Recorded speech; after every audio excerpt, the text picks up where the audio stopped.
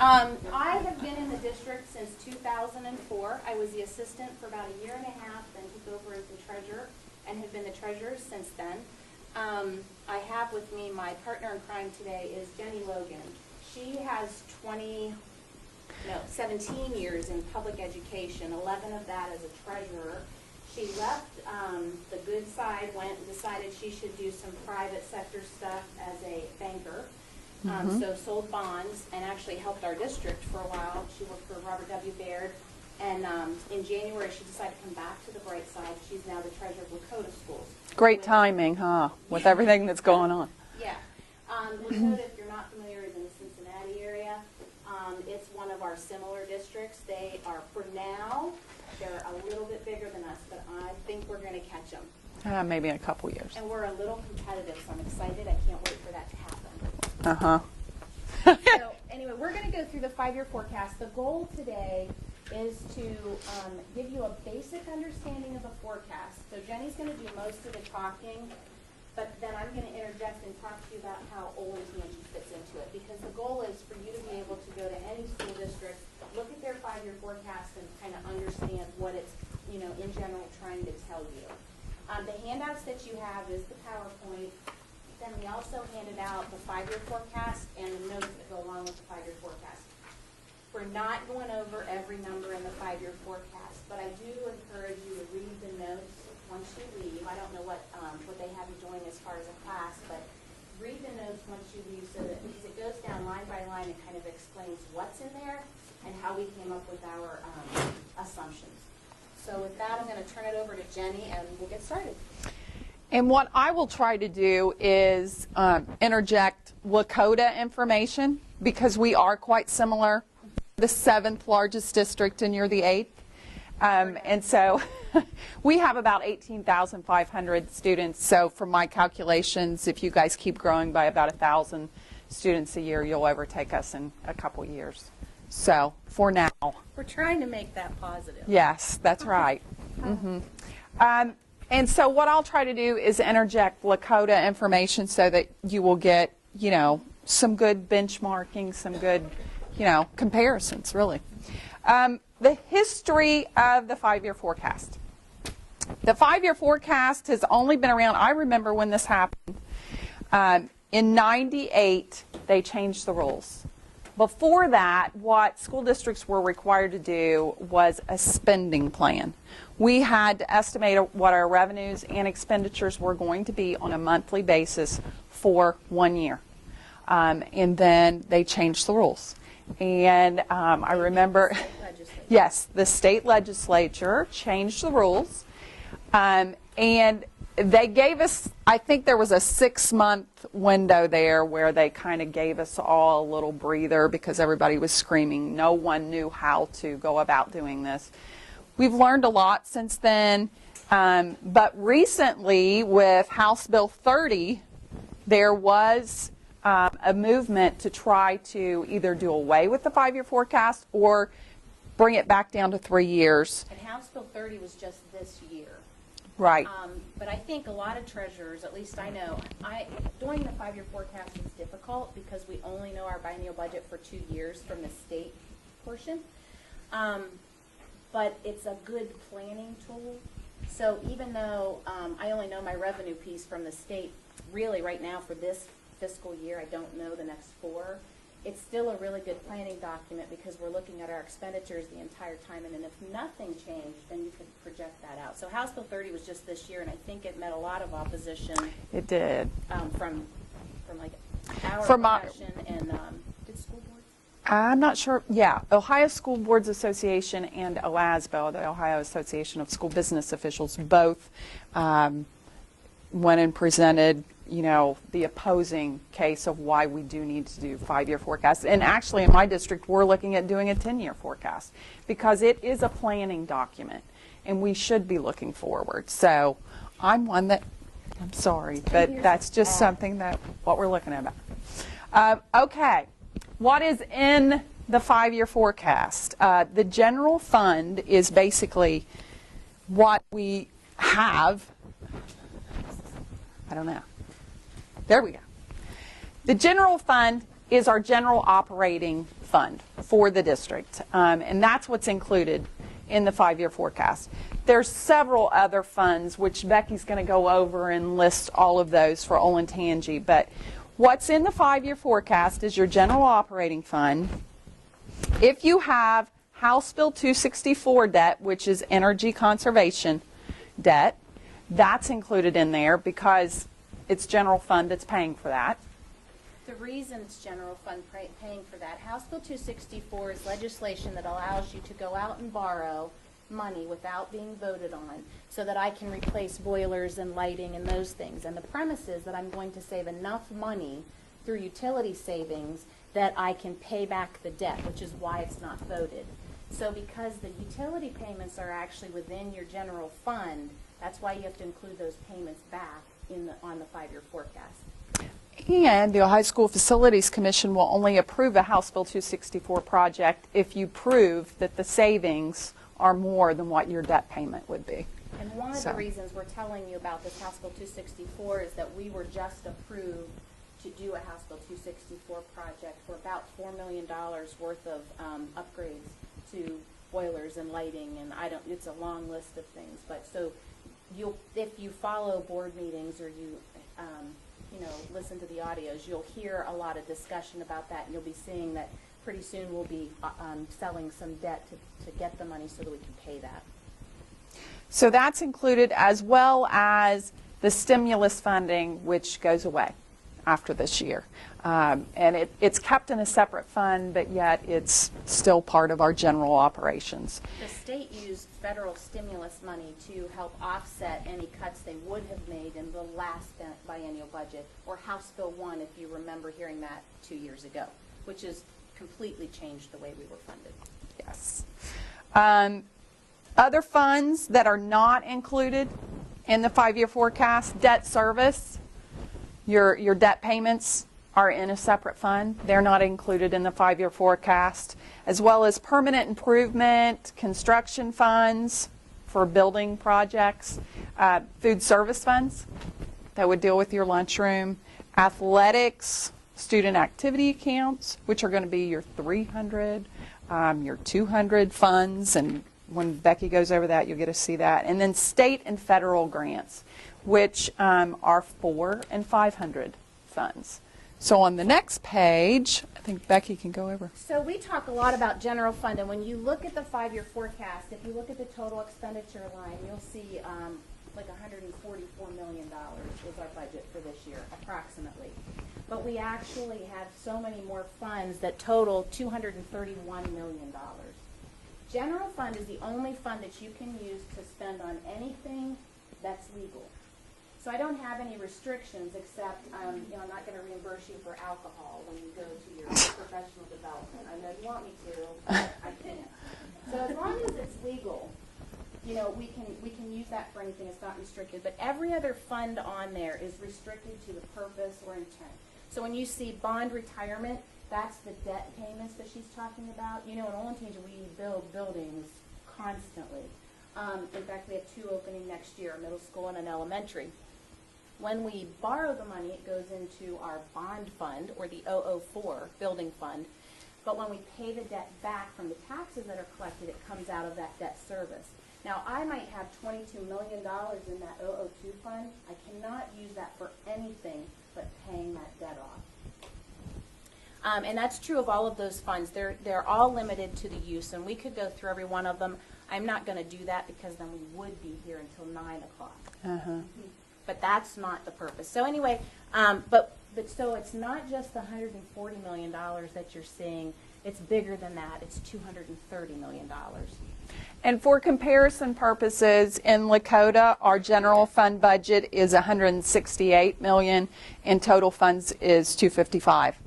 So we're pretty close. And actually, if in 2 years, yes, if you look at fiscal year 13, I'm sure we're probably, if you look at the expenditures, close to that $160 million. You'll overtake us because we're making cuts. Right, well, so are we. But our expenditures, because we're growing, will grow along with that, with our student enrollment. And so you'll see that we're pretty close, and in that year, we're actually very similar to Lakota schools.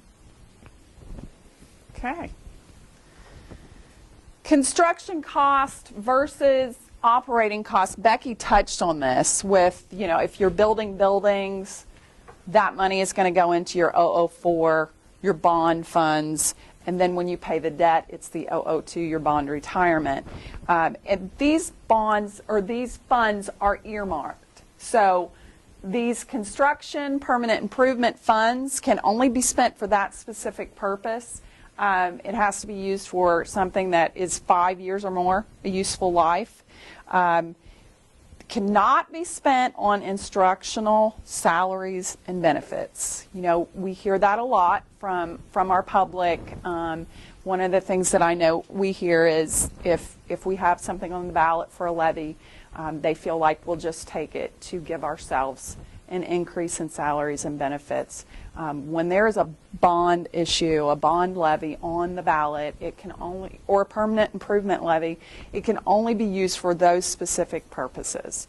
And typically on your ballot language, because we have a bond issue in conjunction with our operating levy, the bond issue spells out exactly what you can use the money on. PI, I think, is a little bit different, but I think even that, we don't have any permanent improvement levies, but you still have to spell out what exactly you're going to use that money for, because the voters are voting on it. So those of you who are residents are going to see that, and you want to know, why am I saying yes to these bond funds? So the one we have coming on will be, I think it's like to build buildings, acquire land, buses, textbooks, capital improvements, those kinds of things. All things that last more than 5 years. They're not salaries and benefits, and it's for construction. Right. And it is ballot specific. Even with a permanent improvement fund or a permanent improvement levy, you can make it specific for just technology. You could make it specific for bus purchases or something like that. So it's going to be specific to what was voted in and how you can spend that money. Revenue basics. The revenue that's included on the forecast, and if you step down through that long, lengthy spreadsheet there, you're going to see your revenues first. And one of the main ways that school districts receive money is through taxes. Real estate taxes, and that's going to be based on, we throw out a lot of acronyms in this business. AV, assessed valuation, the value of your property in the district. Recently, Becky's got delinquencies up here. Recently, delinquencies, home foreclosures have had a big effect on that piece of revenue. That's not a surprise to anybody, but I think that people forget that that affects local jurisdictions as well, because we rely on taxes. So. And another piece to the real estate that I don't have in the PowerPoint is BOR, or Board of Revision cases. Am I talking loud enough, Linda? I'm trying to stay close to her. Sorry. Anyway, BOR is when, and we see it, we've been seeing it more with residential. It's typically been commercial, where a business would go to the county auditor or the Board of Revision, which is a commissioner, county auditor, county treasurer, and say, I don't think my property is worth X. I think it's worth less than X. They normally go through and try to do the appraisal thing. We have a law firm that we use to go and fight those, because we're trying to protect our tax base.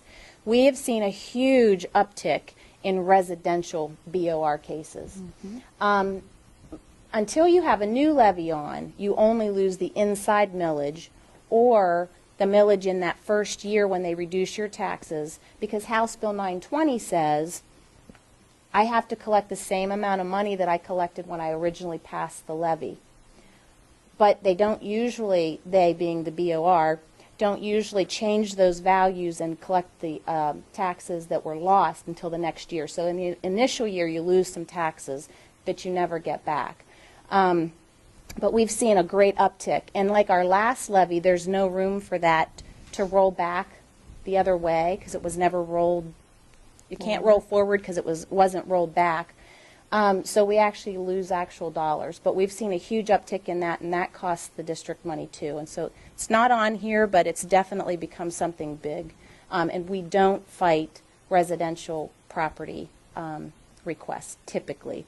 Now, that's going to have to be a decision that the board makes. Do we start because we've seen such a large increase in that, or do we just let it go? Typically, if I see that someone has gotten an appraisal, then, you know, I kind of, residential especially, then I back off. But if it's someone that just says, well, I just don't think it's worth that much anymore, then I would probably be prone to fight that one. And we don't fight residential appeals either. But it's the times that we're in, and maybe districts will start looking at that. But we do really look at the commercial and industrial side of things, and we will get some other interested parties who will discuss that with us, because if it's a business that is in our community and people are employed there and our other local jurisdictions, you know, if there's another phase to their business coming in, then they're worried that because we're fighting that maybe they won't continue the economic development. So it's that battle that you're constantly trying to figure out. Is it worth not fighting this because the economic development might bring in more jobs? Or we really need the money, or we're going to have to go ask for more money for from our taxpayers because of the revenue we're losing. So personal tangible tax, that is going away. It has been going away for years. In 2004-05 is when that changed, House Bill 66. Another way that our state basically tried to help business and industry and try to bring more business and industry here was to say, okay, you're not going to have to pay taxes on your tangible property. So inventories, furniture. Right, machinery and equipment, those type of things. That was supposed to be phased out. Well, let me back up. The state came in and said, okay, instead of tangible tax, we're now going to put in a commercial activity tax, the CAT tax. And we're going to use a portion of that money, and we're going to hold you harmless. That's a term that you'll hear a lot. We're going to hold you harmless, school districts, and we're going to give you money and phase this revenue out so that, you know, you're not just going to have this big drop in revenue. We're just going to take it away a little bit at a time. That was supposed to be phasing out in 2014, which is 2 years out, well, 3 years from now, this fiscal year. Now with Governor Kasich's budget, they're accelerating that phase out. So in 2012, next year, that phase out will begin 2 years earlier than what we anticipated. Right. Actually, it was supposed to go through fiscal year 19 with the phase out. And I forget the percent each year, but it was supposed to slowly phase out. In fiscal 14, we went back to where it would have been before the last budget bill, evidence-based model, House Bill 1. But the new proposal, which I think is House Bill 153, the governor's proposal was, let's speed it up even further. Now, some districts can go longer. It depends on how much TPP you got, the reimbursement. Olentangy receives about $4.6 million in TPP reimbursement. That will be phased out completely in fiscal 13. So next year we lose $2.6 million of that, and the year after that we lose the remaining $2 million. So in a 2-year period, we're losing $4.6 million when we only expected to lose about $1 million, which is kind of devastating for us. We were not expecting that as part of this budget at all. We did expect to lose some of our state funding, or the foundation. So if you look on your 5-year forecast at the unrestricted grants and aid line, that's where we receive money from the state for education. It's not a reimbursement for a tax or anything like that. It's just money that says, here are the number of kids, this is how much you should get, minus your local effort, here's your tax dollars for educating your students. We projected to lose 30% of that. We are actually going to lose 44% of that next year instead of the 30. When I looked at Ohio School Boards Association just put out a spreadsheet that puts all of the losses together. we will lose 55% of our state funding within a 2-year period. So about $9 million. And we anticipated losing 10% a year, and we're going to lose, it's about 15% a year. So everybody is seeing more loss than what we, and the dollar amount that we are losing, well, just with TPP, we receive almost $9 million. Ours we'll keep ours, I think, through 2014. I mean, because we had a little bit more to lose, it'll phase out a little bit longer. But and over the 2-year period, if you look at how much we're going to lose in revenue in the next biennium versus what we received in the past biennium, we will receive $15 million less in state money than what we received in the last biennium, which equates to 3 mills a year for us. And that's in lost revenue just from state aid. And our $9 million is about 3 mills for us as well. So that's real dollars that you're losing. Anything you wanted to mention about EBM, evidence-based?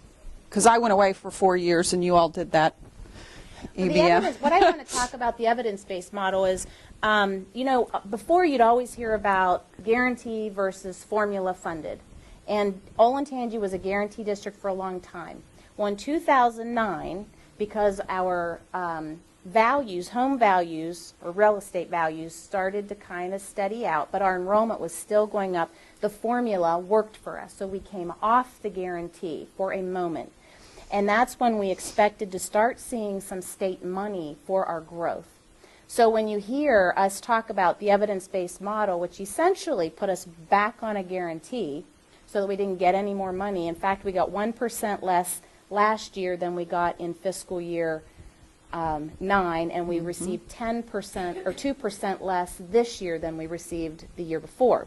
We did the same thing. Yeah. So when you hear us say we lost about $12.7 million in state funding because of the evidence-based model, it was anticipated funding because we didn't know that the evidence-based model was on its way, and so we lost some money that we thought we were going to see for growth. So we've lost that money. And Dr. Lucas jokes when he applied for the position, our 5-year forecast showed positive ending balance through 5 years. And then Governor Strickland at the time introduced House Bill 1, the evidence-based model, put us back on the guarantee, and then now you see some negative numbers in there. This proposal hurts us even more. So on Friday, Jenny and I and another colleague is going to actually go and testify in front of the legislature to try not to hurt us as bad as what it looks like. Who knows what will happen with that. Typically, legislators do not feel sorry for the Olentangys of the world because we're considered wealthy. It's just a fact. And when you look at the spreadsheet that OSBA put out, it is so evident. We're losing 55%. The district I was in before I came to Olentangy was one of the 12th poorest. I don't know where it's at now, but 12th poorest schools, and they're losing, I think, maybe 2% of their funding from the state. So it's really pretty evident that we're going to take a little more from the wealthy districts and distribute it to the poorer districts because wealthier districts have the capacity to replace the funds that are lost. Now, that doesn't mean our taxpayers want to do that, and that's when the legislators really need to hear from residents. I'm going to go and testify, but it means more if they hear from their constituents. So that's a little plug if you want to go down. Call your legislators. And actually, I think the School Funding Action Committee is going to do a letter writing campaign. So be watching for that. Does anybody have questions about, go ahead. Are these cuts happening because they're cutting taxes for businesses?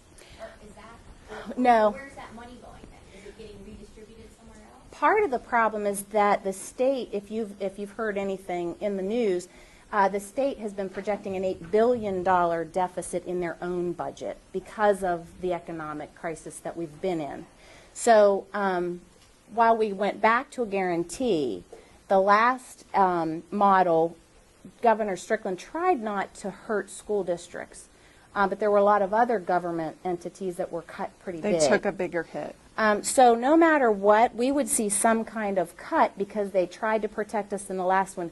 $8 billion is a lot of money. The three largest expenditures for the state is education, Medicare, and jails, prisons. So if you've got $8 billion and you already cut the rest of, your governments, the money's got to come from somewhere. So that's pretty much where it's at. So to make up that, they're going to take money from here, give it to there, try not to hurt too many districts, because their idea is that the poorer districts are the more needy districts and they need those funds. And I'm going to argue against that. Of course we are. We're growing, they're not. Yeah. But they also get, the poorer districts also get a lot more federal funding for special programs that we are not able to get. So I'm not going to obviously pit us against other school districts, just more point out this is why we're a little bit different. And it's right now what we hear from our legislators is, we want to give you flexibility. We hear that a lot. We want to give you flexibility, and it's more of, your residents, the way that they look at Lakota and Olentangy is your residents have more capacity, more ability to pay. So, we're going to let you make more decisions locally and give you more flexibility on the local level, but really it's your problem, not ours. And I mean, that's kind of the message that we're hearing more and more. But, in their defense, they have an $8 billion dollar hole to fill. And we knew that there were going to be cuts. We just didn't know it was going to be this bad. So, and then on the local side, you see the cuts as well. So it's double whammy. Homestead and rollback. Any ideas of what that is? Have you heard of homestead and rollback? It's basically tax relief to residents. If you own a home and it's your primary residence, then the state of Ohio gives you some tax relief. And it's 10% and then 2.5%. If you are 65 years of age, or I'm going to use disabled because I think it's blind. I don't know. There is. I think it's the same kind of exemption as like the federal tax return. So if you're legally blind, if you get another exemption, yeah. So there is another extra $25,000 worth of property that can be exempted from taxation if you apply and you meet the qualifications for the additional homestead exemption. So it's basically a tax relief. What happens there is homeowners, and this is not, businesses are not eligible for this. They used to be, but they are not now. It's tax relief that you get when you pay your tax bill. So you'll get your tax bill, and if you look at your tax bill, there's 12.5% off of what you should owe, and that is that tax relief for homestead and rollback. But then the school district is supposed to receive that 12.5% back from the state. So they discount it on your end, and then the state holds us harmless for that tax relief, and we get that money back. There was some discussion that that's another area, because remember, this is state revenue we get. And so that's another area that they're looking at if they have to make additional cuts. That's another area that they're looking at. Local revenue. In my district, and I know you have this as well, but in my district, Lakota, Butler County, we have quite a few TIFs and RIDs. Do you have RIDs here, residential? Yeah, we have a lot. TIF districts are tax incentive financing districts. They were set up for the purpose of whatever that business is that's going in economic development again. Polaris, we do not have the infrastructure that we need to satisfy the needs and for these businesses to come in, which is going to, develop the area. So they were a good thing. But again, one of those pieces where school districts, if they grant, it's an exemption, It's not really an exemption. They're still paying, but it's going into a fund that will pay for the infrastructure needs of whatever they need to help develop that area. In some districts, those are like completely, there are no taxes paid to entities. In Olentangy, our TIFs, our abatements, our CRAs are all non-school. So that means they're still paying that school portion of the school taxes, but they're not paying some of the other taxes that you would pay locally. And those funds are going into that other fund so that the county can pay for the roads and the septic systems and the sewer systems and those things. But Yeah. for us, we are still receiving them, but they're called TIF payments or Pilot payments. Payment in lieu of taxes. So you're held harmless. Again, that's another way, because those taxes, instead of those businesses or residents, in my case, We do not have residents. we have, the RIDs are the residential incentive districts. And we have that, I think, 12 residential districts in one township where I'm at. And so, just for an example, this year, I think it was $120 million worth of our tax valuation was switched from our regular AV, assessed valuation, into TIFs and RIDs. So it's a big piece. Some of them are and some of them are not. So I asked her if they were non-school TIFs or non-school RIDs, and apparently some are and some aren't. Some of them are and some of them aren't. And so the intent was to hold us harmless. The intent was to hold us harmless. So that's a big piece of local revenue for our districts. Expenditure basics. The biggest piece we have are salaries and benefits. In my district, it's 75% of total expenditures. Salaries and benefits in our district are about 85% of our total budget, which is not unusual. No. Hers is probably the same if you add her salaries and benefits together. It's a service industry. We're teaching kids. So we don't have a lot of other costs. So most of our costs would be service-related salaries, benefits. Well, but I think the big reason why mine is not as much is because we spend more on our capital outlay because we've already built all our buildings.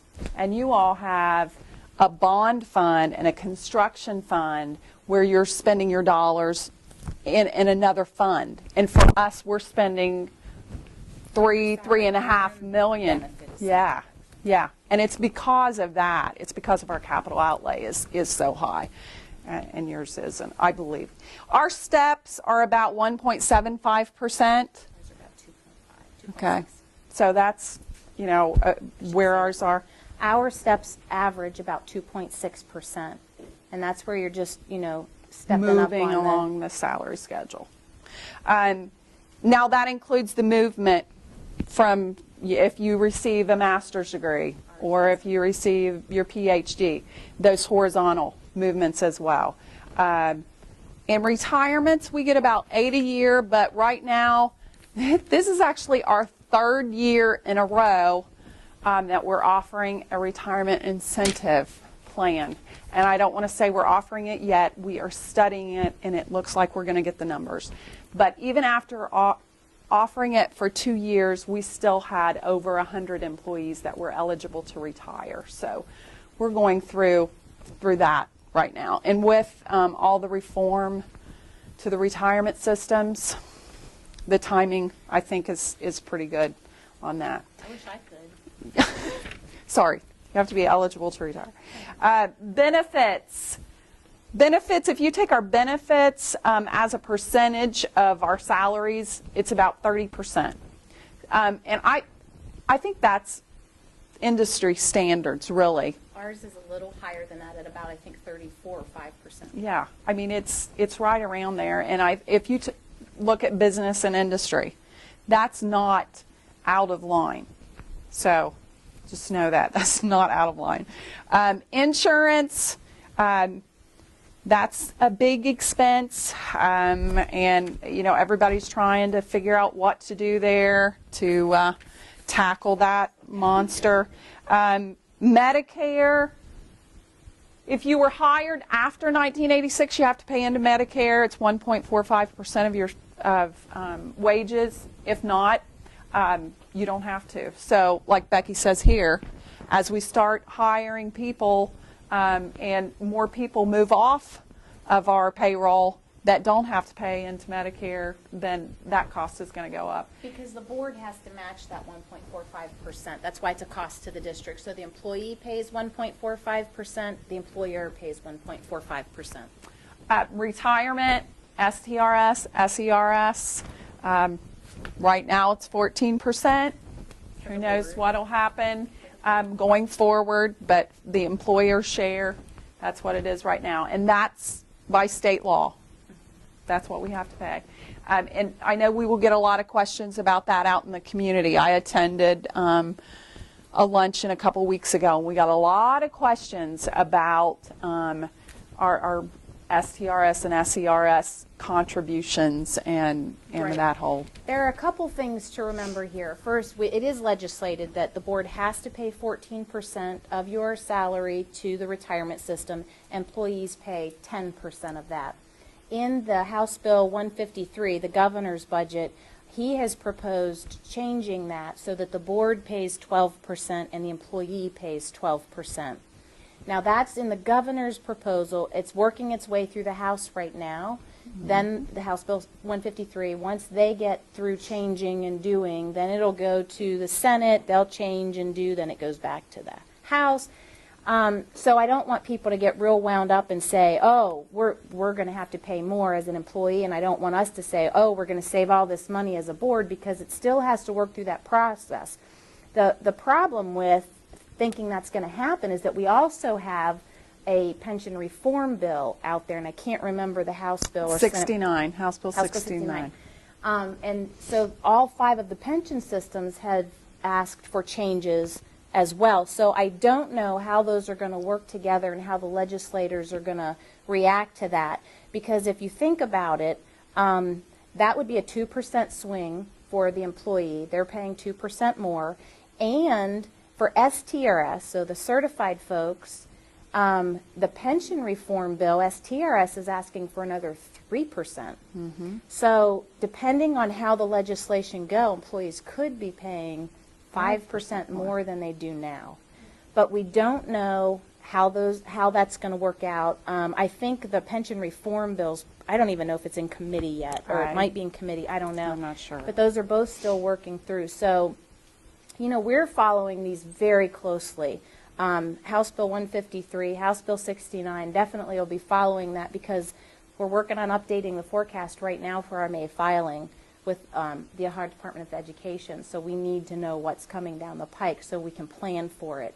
But we don't know, it's not set yet, so we're not sure what we'll be putting in the forecast. Yeah. I know for us, question. we're not estimating that our costs will go down. Please take effect. I know you said it's still in the process, but once it's through, is this an immediate? Is this 53, the governor's budget, once it's passed, the governor signs it. Once it goes through the House, the Senate, back and forth, it gets to the governor's desk and he signs it. It's 90 days after that. So the last budget was, I think, passed like June 30th, Yeah. signed on the very last day of the biennium, was signed on June 30th, so it's 90 days after that, so September. House Bill 69 is the same thing. I don't know what the track will be, because that's not like a budget bill, it's pension reform. I don't know how quickly that'll work through, but once it hits the governor's desk and is signed, it's 90 days from then. Anything else you want to say anything I'll about talk workers' about the comp? workers' comp piece. Most districts are not self-funded. We were able to 2 years ago go into a self-funded mode for workers' compensation, where we're basically setting money aside, and so for our workers' comp claims, we're directly paying for those, so we're not having to pay out as much in premiums to the Bureau. That should save us money, but the first couple years we still have to reserve funds in case we have some major catastrophic accident. So we expect to see savings going forward, But right now, we're breaking even because we're putting that money aside. But in probably, I think, another year, we probably will have enough reserve built up that we'll be seeing some savings for that. So that's actually a good thing. I know We're self-funded, yeah. Lakota is self-funded. Worthington went self-funded with their workers' comp the same year that we did. And I'm not sure that there are too many other ones. It's not easy to become self-funded. There are a lot of requirements that you have to meet. Let's see, purchase services. In my district, the thing that's going to be probably different about Lakota is we're privatized with our transportation. And so a big part of our purchase service cost, that's probably another reason. Pay 75%. Because we do not pay transportation as salaries and benefits. That goes into our purchase services. So there are things that, let me just say this, a lot of things are about coding and really about coding. It doesn't mean that you're spending more on something than what we are. But our transportation costs are going to all be included here because we're paying that as a contract to Peterman, is who does our contracting for us. Another piece of this for us, in my school district, we went to a 1 mile walk rule in our district effective January, as well as no high school busing. And then effective next school year, it's the state minimums, the 2 mile walk rule. So that piece should be reduced for us. Our utilities, we just did a couple House Bill 264 projects as well. So we're anticipating our utilities to keep coming down. And your substitute costs are different than ours because we do actually pay our substitutes, whereas you guys did something. Right. We just good. Changed to that, and so we use the Franklin County, the ESC of Central Ohio. We use them to call out our subs and pay our subs. So that cost, and I think it's just this year or part of the year before. I can't remember exactly when we switched. But that way they're taking care of that, and we have a much bigger substitute pool by going through the ESC of Central Ohio. But because we're paying them, we're reimbursing them for what they have to pay out for substitutes, it's considered a service, not a payroll. Because you contract with them for those services. Right. So, supplies and materials, something else that's going to change next year, and I just heard that this will be effective June 28th, so it might affect this year as well as next. We have what's called set-aside rules, where you have to spend a certain dollar amount or a certain percentage on instructional materials and supplies, as well as capital outlay, capital needs. And here, I know your capital needs are met. You've met your capital needs because of your bond funds for years into the future. The instructional materials and supplies is around 3%. For simplicity, that's what we're going to use. In my district this year, because we have been under major budget cuts, we are worried that we're going to meet that set aside this year. You're not? That we're not going to meet that set aside. And House Bill 30, which has been signed and goes into effect, I heard today, it goes into effect June 28th. So if it goes into effect June 28th, I'm hoping that means fiscal year 11 that we did not have to abide by set-asides. I'm holding that on to that hope.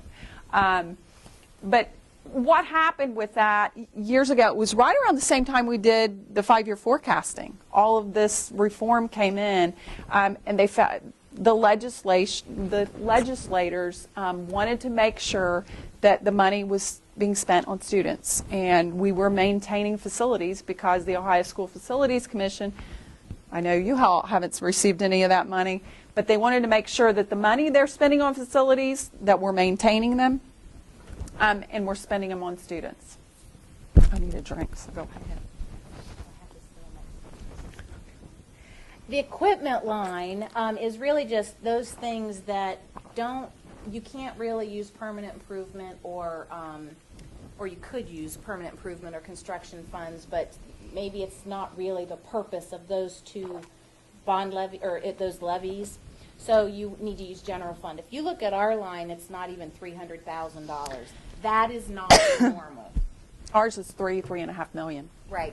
The reason we don't have to spend as much in that line is because we have the bond funds. And so when we're building buildings, we're making sure we have what we need to open those buildings, but we also have those other capital improvements, textbooks, technology, so that those are included in that. We don't have to use general fund dollars for that. So that's why our equipment line is going to be far less than most districts our size, because we have that. I got a little.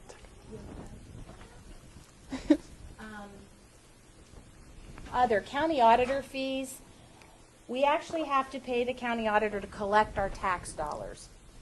And so you'll see that in that line, and it ends up being about 2% of our real estate collection. So if you look at line 1.01 and you see the real estate revenue line, we have to, they charge us 2% of that to collect it. And so you'll see that in that. Contract services, special ed services. So a lot of the services that we buy from the ESC are for special needs, and some of our aids. Those are in that line as well, because that's what we're using it for. Are there any questions to this point? So this is my favorite slide. If you look at the 5-year forecast, this is so small, I'm sorry. Line 2.080, total revenue, $141 million. That's my paycheck. So when you think about the money that you're bringing home every pay, that's my paycheck. It's just like your paycheck. If you look at line 4.50, my total expenditures, those are the bills that are coming in. They're my utilities, they're, the refrigerator I had to buy, they're all of those bills that are coming in. So the most important line, bless you, the most important line on the forecast is line 6.010. That tells me that in that given year, I'm either spending more or less than I'm actually bringing in. So if you think about that in your own home, you got your paycheck, the bills were way more because you didn't expect to buy that refrigerator. Now I'm spending more than I brought in. I have to dip into line, that's my checkbook, so I have to dip into line 10.010, which is my savings account. If you look, fiscal year 11, which is the current year we're in, line 6.010 is a negative $2.9 million. We are this year spending almost $3 million more than we're going to bring in. And that's if everything comes in the way it's supposed to, all of the revenues. Our expenditures, unfortunately, are tracking exactly where we expect them to. And just for comparison purposes, if anybody thinks, that's bad, of course. You never want to spend more than you're bringing in. In our district, it's $13 million. We're spending $13 million more than we're bringing in. So even though we expect to end this year with $21 million, and that seems like a lot, it's not. Because if you look at the next year, and you look at that ending balance, that line 10.010, it's only $3 million. And let me put that into perspective. 1 month of payroll, just payroll, is $8 million. And that's this year. So as we grow, we hire more folks, people move up on the pay scale, that means that number is going to get bigger. So I think it's by fiscal 14 or something like that, we end up 1 month being about $10 million. So if we don't reduce our expenditures and we don't increase our revenue, and thank you, state, you're taking money away from me that we didn't expect to lose, so the levy we have on the ballot is going to be difficult to live within, but we will do it. You start spending all your money. Now, the state looks at this forecast, and they look at that bottom line, and they want to see when do you have a negative balance. And as soon as you have that, I think it's in the first 2 years or 3, they look at the first 2 to 3 years of your forecast. If you have a negative balance, I will get a letter from the state, the Ohio Department of Education, saying to me, what is your plan? Mm-hmm. And it can't be, I'm going to cut expenditures or I'm going to pass a levy. It has to be a very detailed plan. I already got my letter. So, and when I file this, I'm definitely going to get my letter. Mm-hmm. But so when we're on the ballot asking for dollars, part of the plan, and so you say, why are we putting out this cut list if the levy fails? We might as well put it out because we have to send it to the state because they want to know, and they want that kind of detail. What exactly are you going to cut? There was a district that's close to here that sent in something that was not real generic, but not very detailed, and they did not accept the letter, and they had to do another letter, another plan, a very detailed plan of what exactly are you going to do. So that's why we put that cut list out, but it's also so that voters know what they're voting on. If I don't put it out and we don't pass the levy and I cut all of this stuff, then we hear, well, if I had known, I would have voted for the levy. But we also hear, because we put the list out, you're threatening me. And it's not a threat. This is a plan of action that we've put into place so that if we fail the levy, we are going to do these things. Not that we want to. We don't like them, but we're trying to protect our education program because that's what our voters really expect from us, that excellent education. And they get it at a great value. It's $9,602 or $3 per pupil in fiscal 10 to educate a student, which is, see if I have the numbers right, state average is $10,500 and our similar districts is $11,200, I believe, that they spend per district, and that's an average amount. I'm not going to give you the details about what districts are a lot more than us, but they're close, very close. And you can go on the Ohio Department of Education's website and find them. And I'm sure they have reasons for it, but we are very, very efficient in what we do.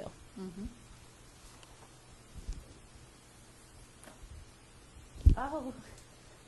You already went. I already You did worked this. ahead. Your energy drink. Oh, I was at questions.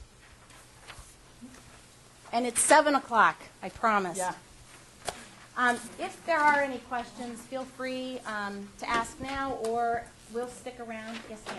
I had a question about, like, sometimes living in the district, we have to educate our neighbors, and so there was a question in my neighborhood about the retire, rehire. And I've always thought that saved money because you're getting a wealth of knowledge at a 1-year price. Is that true? The way the retiree hires typically work are when a teacher retires, if they're a really great math teacher and we can't find another math teacher, you hire that person in. And we typically hire them back in at 10 years experience on the salary schedule as opposed to where they probably came off somewhere, farther, 26, 7, 30 years. So you get that savings in the salary piece. And you hire them 1 year at a time because that's what the state law is. But it's basically the savings on the salary amount. Aren't you saving on retirement, or you're not? No, because we still have to pay into retirement, and the retirement actually changed their rules. And now, if all other like employees are eligible for insurance, then we have to allow that person on our insurance. They're not allowed on retirement's insurance. So you used to be able to save the salary and the benefit piece. Now it's just the salary piece. I think we only have, five retiree hires district-wide. We try not to do that. It is a bit of a savings, but because it's politically sometimes not as accepted, we try not to do it unless we really can't find that great math teacher or science teacher or whatever position. What about throughout the state? I don't know that number. Well, but I think and we had this conversation this morning in our district because we have several administrators who we have a couple that are either at 35 or very close to 35, and they're looking at the reform packages that are out there. And I think that the reform, we could see quite a bit of people, retiring at one time. And so if everyone goes who has 35 years or they're looking at that retirement, do we really want to lose all those people? You talked about that wealth of knowledge, and I think we're going to have to start having those discussions and making those decisions based on what's best for our district and dealing with those political issues, because if we lose all those people at one time, that's going to be something that we're going to have to figure out what to do. And I can see the increase in the retirements and resignations because we get emails that are sent out statewide saying treasurer search, superintendent search, and there have been a lot more. So a lot of people are just like, I'm done and out. And to be very honest, I would if I could. Yes. And I would not want to be a retiree hire. I just want Leaving out. and not coming back. I just want out. I'll come back and do this. Any other questions? You said TTP. Can you tell me what that is? Tangible personal property tax. Oh, TPP. TPP, Yes. yeah, sorry.